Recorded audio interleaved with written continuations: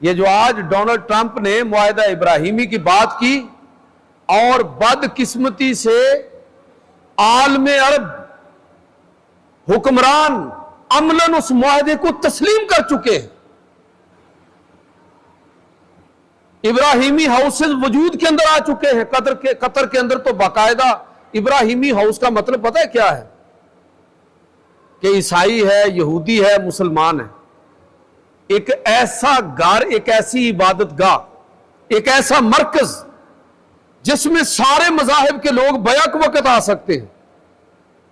بظاہر تو بڑی دلچسپ بات ہے، رواداری والی بات لگتی ہے، لیکن میں دوبارہ عرض کر رہا ہوں کہ اس کے پیچھے جو گہری سازش ہے وہ مسلمانوں کو ان کے تشخص سے محروم کرنا ہے.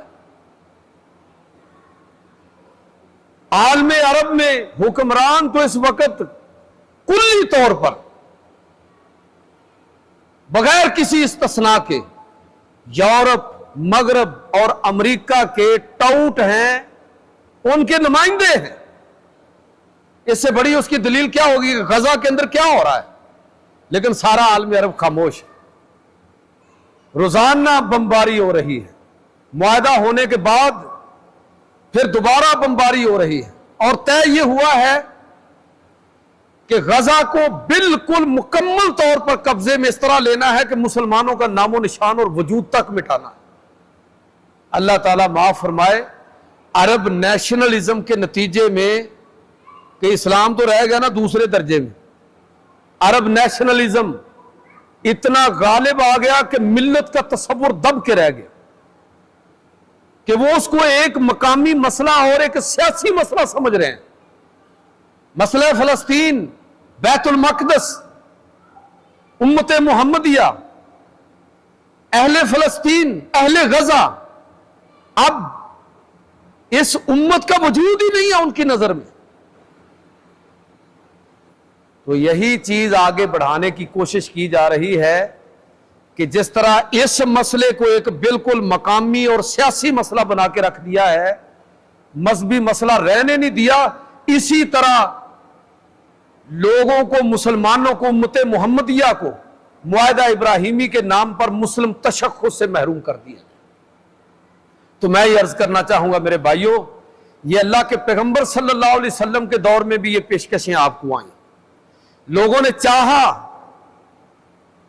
کہ کسی طرح سرداران مکہ نے، قرآن مجید کے اندر آیتیں موجود ہیں جن کا پس منظر یہ ہے کہ سرداران مکہ حضور صلی اللہ علیہ وسلم کی بارگاہ میں حاضر ہوئے اور کہا کہ چلیں آپ کی باتیں مان لیں گے، کچھ ہماری بات مان لیں. آپ یا تو اس قرآن سے دستبردار ہو جائیں، اور اگر اس قرآن سے دستبردار نہیں ہو سکتے تو کم از کم جہاں جہاں ہم کہتے ہیں وہاں تبدیلی کرتے. یہ سورہ یونس کی آیت نمبر 15 ہے کہ ایت بقرآن غیر ھذا، یا تو اس قرآن کی جگہ کسی اور کتاب کو لے آئیں، او بدلہ، یا پھر آپ اس قرآن کو تبدیل کر دیں.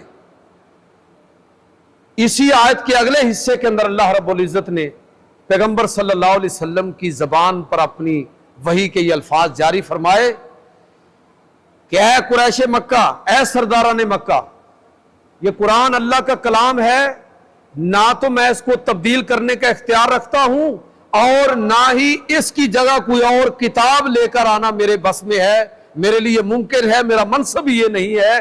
جو اللہ کی طرف سے نازل ہو رہا ہے اس میں تبدیلی کرنا یہ میرا اختیار اور میرا حق نہیں ہے، یہ اسی طرح رہے گا.